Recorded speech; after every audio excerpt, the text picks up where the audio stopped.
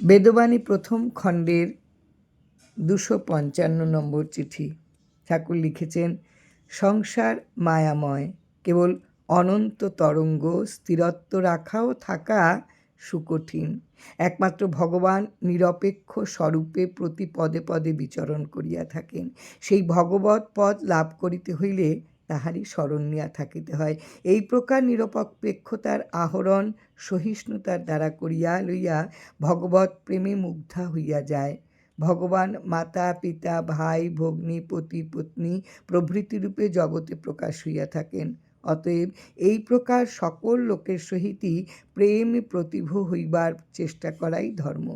জগতে যথাসাধ্য সকলকে সমভাবে প্রীতি করিতে হইলে সহিষ্ণুতার আবশ্যক, যাহাতে সকলের দোষ গুণে লক্ষ্য না রাখিয়া নিরপেক্ষভাবে সকল কর্ম যাহা প্রাক্তন সূত্রে উপস্থিত করিয়া দেয় তাহার বেগ ভোগ করিতে করিতে ভোগমুক্ত হইয়া দণ্ডমুক্ত করে পরম শান্তিময় শ্রী ভগবানের নিকটস্থ হইয়া থাকে।